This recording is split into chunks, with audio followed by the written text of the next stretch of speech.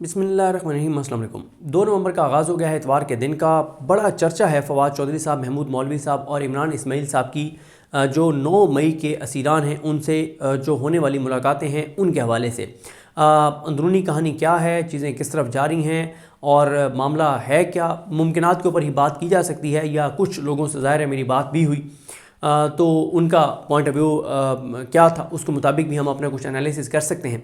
पहली बात तो ये है कि ये मुलाकातें इस्टेब्लिशमेंट की आशीर्वाद के बग़ैर, उनकी इजाज़त के बग़ैर ये मुलाकातें किसी सूरत मुमकिन नहीं थी। तो ये तो आप बिल्कुल नहीं कह सकते कि इस्टेब्लिशमेंट इस मामले से मुकम्मल तौर पर बाहर है। नहीं, इस्टेब्लिशमेंट इस मामले से बाहर नहीं हो सकती। जो 9 मई के कैदी हैं उनसे किसी भी तरह की कोई मुलाकात जो है वो इस्टेब्लिशमेंट की मंजूरी के बग़ैर, उनकी सहूलतकारी के बग़ैर जो है वो नहीं हो सकती। अब आ जाएँ कि इस वक्त मामला है क्या, ग्राउंड रियलिटीज़ हमें क्या नज़र आती हैं, मुमकिनात क्या हैं, क्यों ये मुलाकातें जो हैं वो करवाई गई हैं। और ये जो कहा जा रहा है कि जो जेल में कैदी हैं वो भी ये समझते हैं कि इस्टेब्लिशमेंट से टकराव नहीं होना चाहिए। इस वाले पॉइंट पे हम बाद में आते हैं। पहले हम देख लेते हैं कि इस वक्त ग्राउंड रियलिटी क्या है। इस वक्त ग्राउंड रियलिटी ये है कि सुहेल आफरीदी जब से वज़ीर-ए-आला KPK बने हैं तो हर आने वाले दिन के साथ टेम्परेचर बढ़ता चला जा रहा है। हर आने वाले दिन के साथ वो ऐसा मोमेंटम बना रहे हैं जो वफाक के लिए और वफाकी इदारों के लिए बहुत ही ज़्यादा परेशान कुन है। वो ऐसा एक ऐसा नैरेटिव वो लेकर आए हैं जिसमें वो मिलिट्री ऑपरेशन के ख़िलाफ़ बात कर रहे हैं, माइंस एंड मिनरल्स की बात कर रहे हैं, KPK में अमन की बात कर रहे हैं, KPK के 3000 अरब जो वफाक ने देने उसकी बात कर रहे हैं, वो सख्त बयान दे रहे हैं। और उनसे मसला ये है, उनसे 2 मसाइल हैं।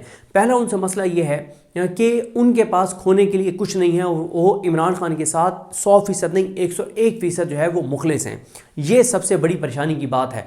और दूसरी परेशानी की बात ये है कि पता नहीं चल रहा कि सुहेल आफरीदी किस एक्सट्रीम तक जाएंगे। देखें, जो इस वक्त इत्तलात हैं, जो आप हुकूमती लोगों को देख रहे हैं कि वो जितने हवास बाख्ता नज़र आते हैं, सुहेल आफरीदी से बहुत परेशान नज़र आते हैं। वो तो कह रहे हैं कि सुहेल आफरीदी तो बंदूक उठाने की बात कर रहा है और सुहेल आफरीदी तो वफाक पे हमला आवर होने की बात कर रहा है। हमने ऐसी कोई बात सुहेल आफरीदी की नहीं सुनी। हाँ, एक बात जिसकी हम यानी KPK के अंदर जो ग्राउंड के ऊपर सूरत हाल है, इस वक्त भी मैं KPK के अंदर हूँ, तो जो KPK की ग्राउंड रियलिटी है वो ये ज़रूर है कि KPK के लोग, जो KPK के वो लोग जिन्होंने इस्लामाबाद के लिए निकलना है, वो ये समझते हैं कि सुहेल आफरीदी किसी सूरत भी कारकुनान को अकेला छोड़ के भागेगा नहीं।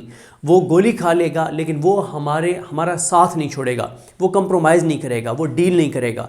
और ये भी वो समझते हैं और उनके करीबी लोग भी ये समझते हैं, तंजीमी लोग भी ये समझते हैं कि इस बार प्लान A नहीं होगा, सिर्फ प्लान A भी होगा, प्लान B भी होगा, प्लान C भी होगा। तो सुहेल आफरीदी से ये 2 इस वक्त परेशानियाँ हैं कि एक, उसके पास खोने के लिए कुछ नहीं है। वो वज़ारत आला की कुर्सी पर बैठ के भी इमरान खान के साथ उतना ही मुखलिस है जितना वो जब एक आम कारकुन था तो उतना जितना मुखलिस था। और वो एक और जो उनसे परेशानी है वो ये है कि वो सूबे के अंदर गवर्नेंस के ऊपर भी बहुत ज़्यादा फोकस किए हुए हैं। वो अपनी एक ऐसी टीम ला रहे हैं जिस टीम के नाम सुनते ही आपको, यानी ब्यूरोक्रेटिक टीम की मैं बात कर रहा हूँ, उससे अंदाज़ा होता है कि वो उनका पूरा फोकस होगा गवर्नेंस के ऊपर, उनका करप्शन के ख़िलाफ़ उनका एक सोच और अप्रोच है। वो जो टीम ला रहे हैं उससे उनका ये अंदाज़ा होता है। हम आगे चल के व्लॉग्स में बात करेंगे कि वो टीम में किस किस को ला रहे हैं, किस किस को ले आए हैं और क्या चीज़ होने जा रही हैं। और वो जो चीज़ें करने जा रहे हैं वो आपको नज़र भी आएंगी, ऐसा नहीं है कि किसी को नज़र नहीं आएंगी। तो सुहेल आफरीदी से इस वक्त बहुत ही ज़्यादा खौफ है, बहुत ही ज़्यादा परेशानी है। देखें, एक तो ये अप्रोच है ना जो शेर अफजल मरवत बता रहे हैं कि 26 नवंबर जो है, 26 नवंबर को भी इतने लोगों की जानें चली गई थी। और फिर शेर अफजल मरवत TV पे बैठ के ओपनली कहते हैं कि जनाब मुरीदके को देख लें, वहाँ के लोगों की अभी तक लाशें भी वापस नहीं की। तो इस वक्त तो ये चल रहा है। मुनीर फारूक को सुन लें, वो कहता है कि ऐसी की तैसी। आप राना सनौल्ला को सुने, वो कहते हैं कि डबल ताकत का इस्तेमाल होगा। ये बातें आप जब कर रहे हैं तो आपको शायद KPK की ग्राउंड रियलिटीज़ का नहीं पता कि KPK के अंदर लोग भी ये नहीं कह रहे कि हम बंदूक उठाएंगे, और ये उनको कहना भी नहीं चाहिए। वो ये कह रहे हैं कि इस बार हम आएंगे तो आपने 26 नवंबर से ज़्यादा ताकत का इस्तेमाल करना है, आपने मुरीद के से ज़्यादा ताकत का इस्तेमाल करना है, तो हम ज़हनी तौर पर तैयार हैं।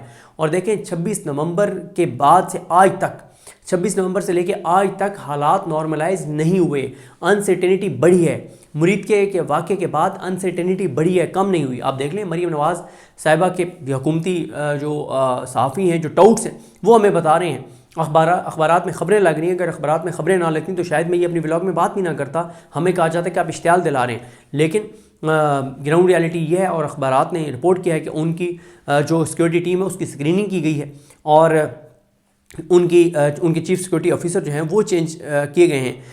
تو بات یہ ہے کہ چیزیں نارملائز نہیں ہیں، بلکہ یہاں تک کہ میں کل رات کو سن رہا تھا نجم سیٹھی صاحب کو، نجم سیٹھی صاحب سے ایک وہ جو اپنے پروگرام میں سوال لیتے ہیں، کسی نے سوال کیا کہ جب پی ڈی ایم کی حکومت آئی تھی تو آپ نے یہ کہا تھا کہ 1.5-2 سال مشکل ہوں گے اور اس کے بعد اکانومی ایک دم فٹ ہو جائے گی، سیٹ ہو جائے گی اور کمال ہو جائے گا۔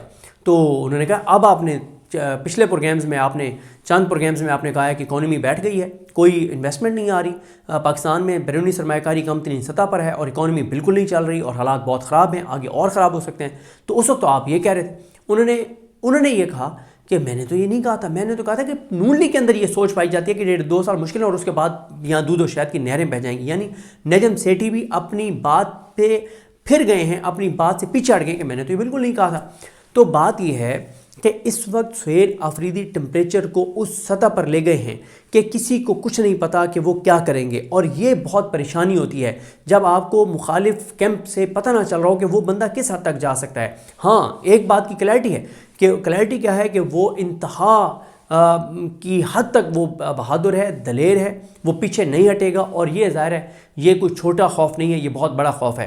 اب آئیں اس بات پر کہ یہ جو شاہ محمود قریشی صاحب سے یا دیگر اسیران سے ملاقاتیں ہوئی ہیں، ہاں صرف وہ نہیں، وہ جو شاہ محمود قریشی صاحب ہیں یا اعجاز چودھری صاحب ہیں، عمر سرفراز چیمہ صاحب ہیں، ڈاکٹر یاسمین راشد صاحب ہیں، میاں محمود رشید صاحب ہیں، وہ ہوں یا پاکستان کے لوگ ہوں، سب یہ چاہتے ہیں کہ تصادم نہیں ہونا چاہیے، سب یہ چاہتے ہیں کہ ٹکراؤ نہیں ہونا چاہیے، سب یہ چاہتے ہیں کہ پاکستان کے اندر امن آئے، سب یہ چاہتے ہیں کہ پاکستان کے اندر سکون آئے، سب یہ چاہتے ہیں کہ پاکستان آگے جائے، سب یہ چاہتے ہیں کہ آنے والی نسلوں کے لیے پاکستان بہتر ہو۔ لیکن کیا اس وقت ہمیں یہ سوچ ہر جگہ نظر آ رہی ہے؟ یہ سوچ نہیں ہے۔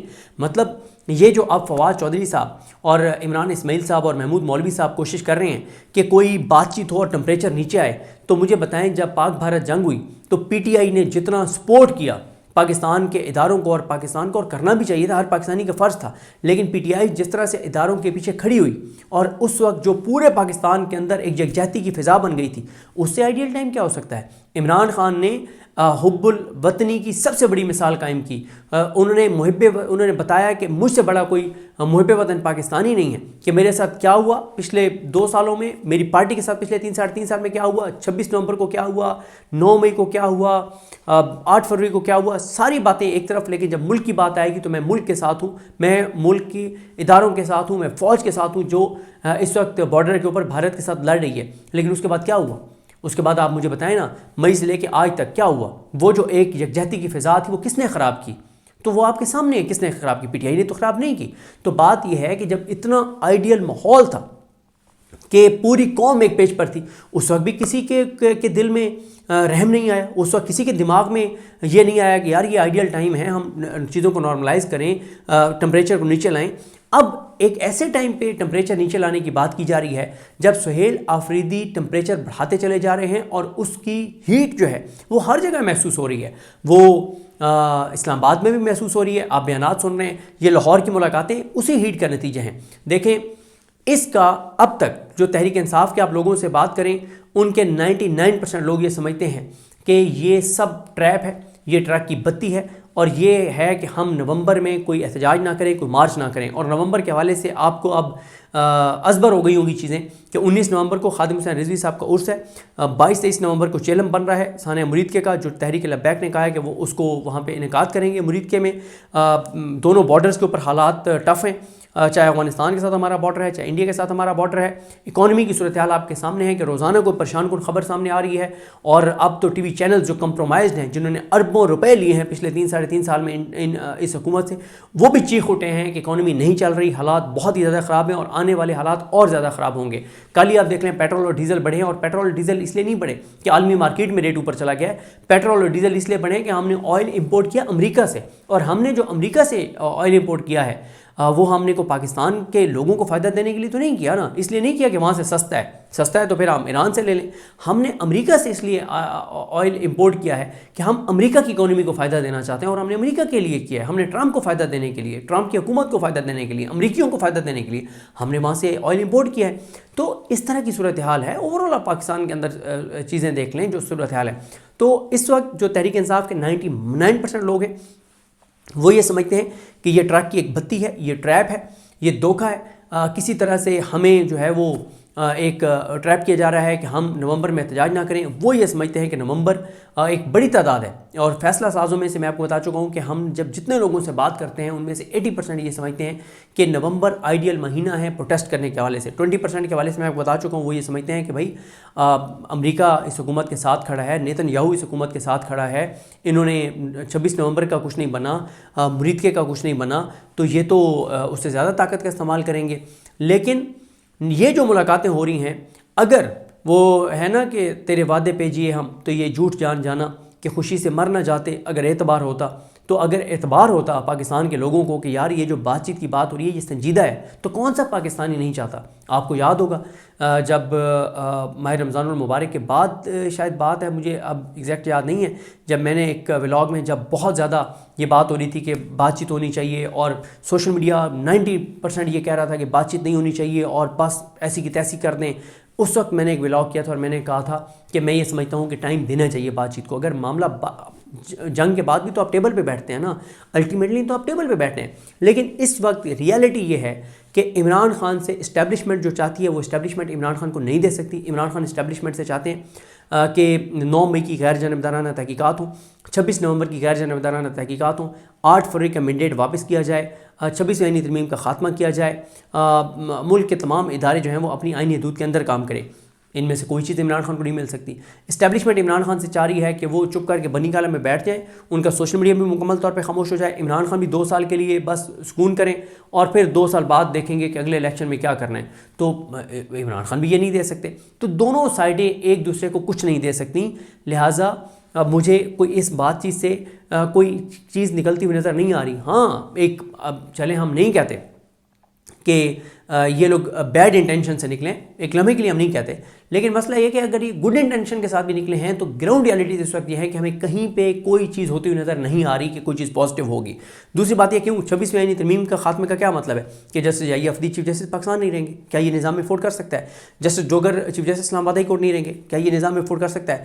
جسٹس امین الدین خان آئینی بینچ کے سربراہ نہیں رہیں گے؟ کیا یہ نظام میں افورڈ کر سکتا ہے؟ نہیں کر سکتا یہ نظام میں افورڈ. اس لیے مجھے بالکل نہیں لگتا کہ اس بات چیز سے کچھ نکلے گا. لیکن میرا یہ خیال ہے کہ یہ سب کچھ اس لیے ہو رہا ہے کہ سہیل آفریدی ٹمپریچر کو اس سطح پر لے کر چلے گئے ہیں کہ جس کے بعد ایک کوشش کی جا رہی ہے کہ کسی طرح سے ایک تاثر دیا جائے کہ نہیں بات چیت ہو رہی ہے اور بات چیت شروع ہو رہی ہے اور بات چیت کے ذریعے جو ہے وہ معاملات حل ہو سکتے ہیں.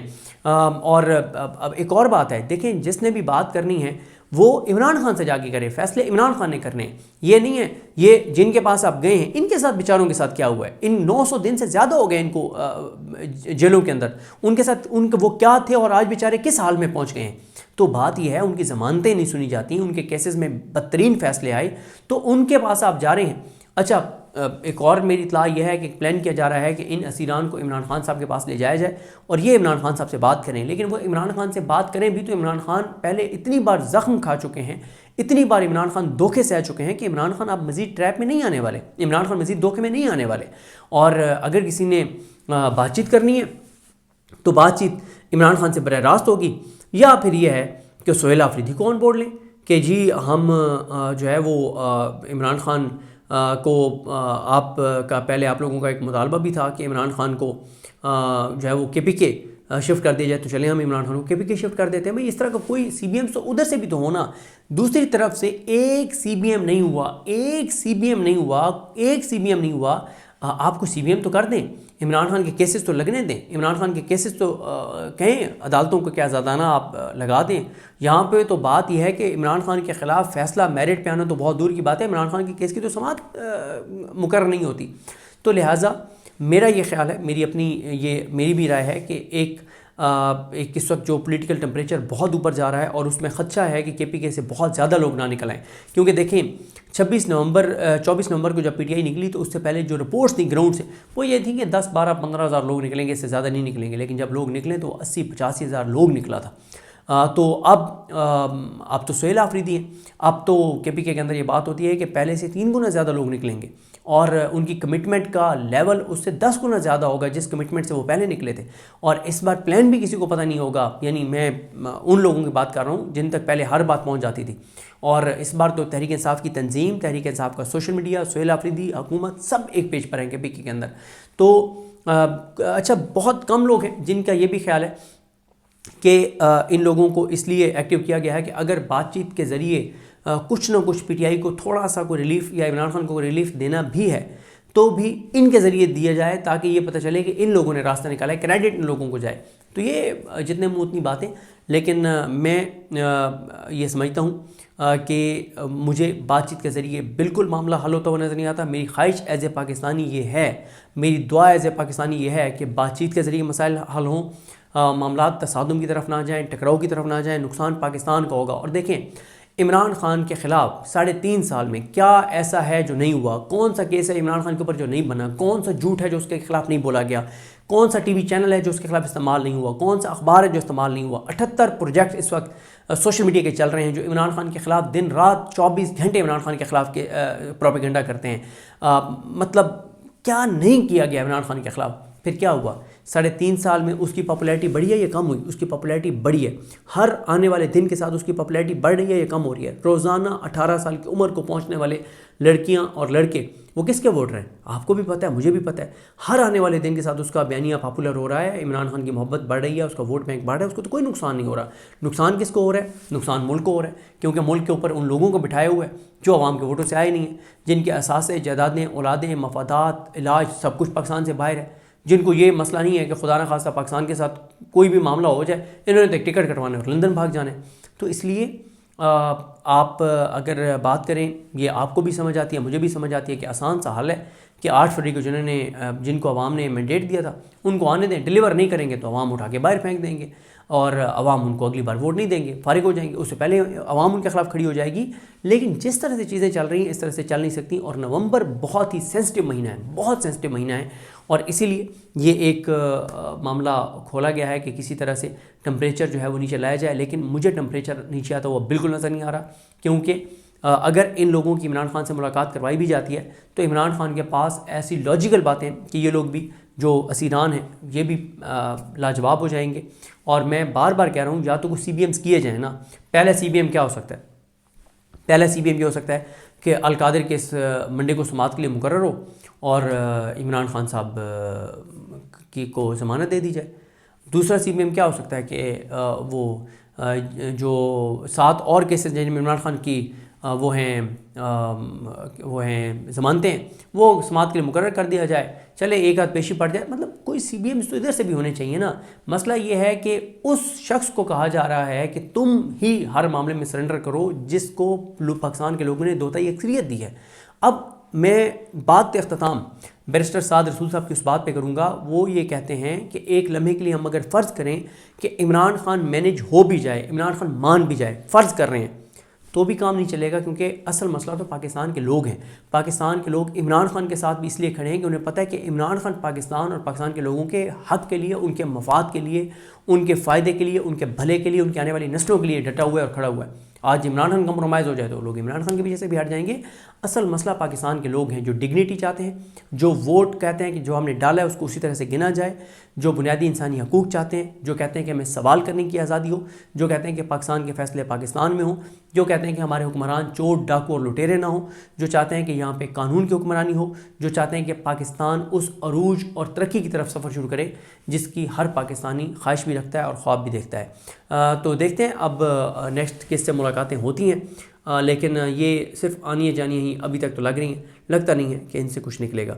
اور یہ سب کچھ اس لیے ہو رہا ہے کہ سہیل آفریدی ٹمپریچر کو اس جگہ پہ لے گئے ہیں کہ بہت پریشانی ہے، اور اسی لیے کوشش کی جا رہی ہے کہ کسی طرح سے نومبر گزارا جائے۔ اور نومبر گزر گیا تو یہ شہر اقتدار میں ٹاؤٹس آلریڈی کہہ رہے ہیں کہ نومبر کے بعد تو جو PTI والوں کے ساتھ ہوگا ان کو لگ پتہ جائے گا۔ بھائی 26 نومبر ہو گیا، مرید کے ہو گیا تو اور اس سے بڑا کیا ہوگا؟ مطلب یہ ہو گیا نا، تو اس سے کیا ہوا؟ کیا پی ٹی آئی کی پاپولیرٹی ختم ہو گئی؟